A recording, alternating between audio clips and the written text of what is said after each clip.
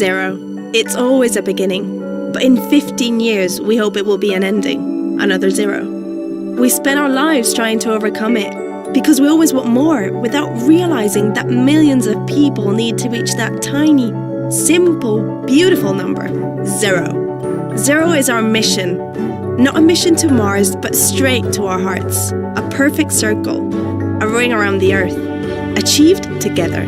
It's a nothing transformed into an everything. A huge number. A result we can be proud of. The beginning and the end. The world has set a global goal of 15 years to zero hunger. Join us in our global movement. Support the World Food Programme because together we have one future with zero hunger. Sustainable Development Goal number 2, which is Zero Hunger, is about creating a world free from hunger by 2030. The main target of Zero Hunger is to end hunger and ensure everyone has access to safe, nutritious, and sufficient food all year round, especially for poor and vulnerable people.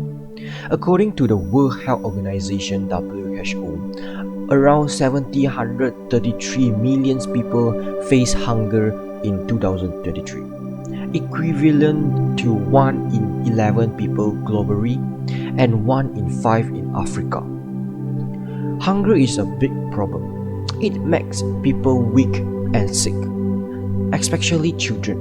Many children do not get enough food and cannot grow properly or learn well in school.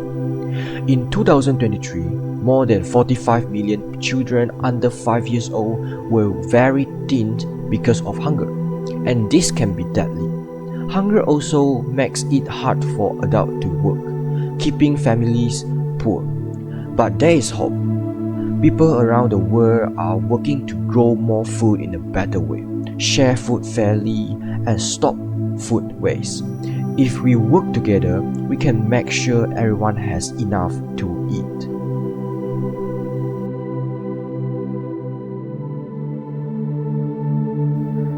Prithvi Soup Kitchen is a non-profit organization dedicated to providing meals for the homeless and underprivileged communities. Established in March 2010, it operates as a community outreach project managed by Pertubuhan Tindakan Wanita Islam, which was founded in 1967 to address the welfare and needs of women and children in Malaysia. The core mission of Prithvi Soup Kitchen is to provide regular, nutritious meals to the homeless and poor at various locations around Kuala Lumpur. The organization receives strong support from various donors and partners, including corporate sponsors like SME Bank, Radium Development Berhad, and ICAP Charity Day. It has also received from support from groups such as Taylor's University.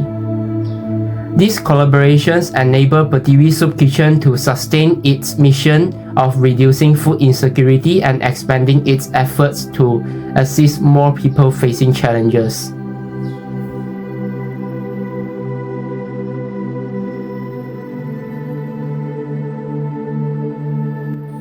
The beneficiary of Prithvi Soup Kitchens include the homeless, low-income families, and other underprivileged individuals alive in Kuala Lumpur. By providing regular meals and basic necessities, the organizations aim to improve the quality of life of the poor peoples. On the day of food distributions, there is approximately 80 meals were prepared. These meals include curry chickens, sambal ikans, lamb, and together with vegetables, ensuring there's nutritious and also variety of options that's fulfilling for all the recipients. While we did not cook the food by ourselves, we assist by tasting it to ensure the flavor was suitable before packaging it into individual lunch boxes. In the meanwhile, we also make sure that each container have a balanced portion of food being distributed to prevent any issue during the distribution of food later on. Among of 6 of us, each of us has carried out specific roles.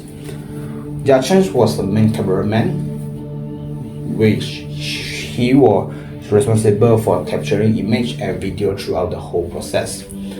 Jale assists as a secondary cameraman, while he was also helping in food preparations and also packaging. Lastly, Darren, Liner, UI, and Lucas was focused on the meal preparation and packaging readiness. Once the food was packed, it was placed into baskets and transported to the distribution site using a small van. Upon arrival, Pertiwi Soup Kitchen efficiently distributed hot meals along with snacks such as biscuits and chips, as well as drinks. We had expected some disorder that might have occurred during the distribution of the food, but instead, everything was well organized. People patiently lined up to receive their meals one by one, making the process smooth and efficient. The entire distribution took approximately 30 to 45 minutes, ensuring that food reached to those in need in a smooth and structured manner. Through these efforts, Pertiwi Soup Kitchen continues to provide essential food aid, ensuring that the underprivileged have access to proper meals. With the ongoing support of volunteers and donors, the organization remains committed to making a difference in the community.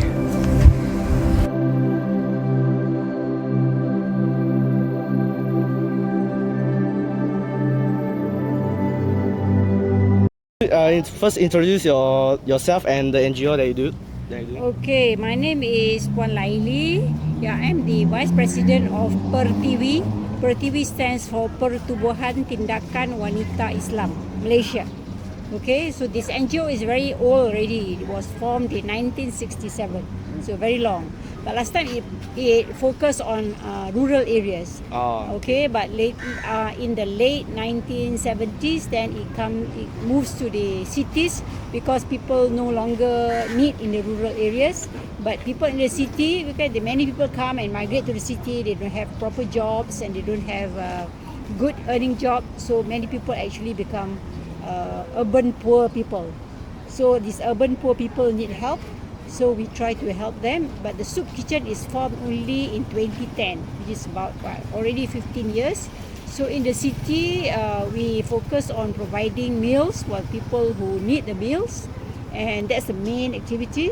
But we also do education for the children, for the children of the people. They don't come here, but we know who have children, and we offer them programs when we have them. And also we do monthly grocery for the families. Help them with the grocery.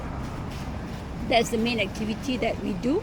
And basically we supply food every day except Tuesdays. Tuesdays is our off day, but other days we provide food here or in Chowkit. But Chowkit we do only on weekends. Other NGOs do it there. And the good thing is now things are coordinated by DBKL. So we have a center even for the homeless people. Okay, they don't have to sleep in the streets if they don't want to, because there are still people in the streets because they choose to stay in the streets. But for people who want to have a place, it's not a house, but at least something. They have a roof, and then there's a toilet, bathing facilities. They can wash their clothes. So they have centers. This is one. We have a few others in Kuala Lumpur to provide for the homeless people.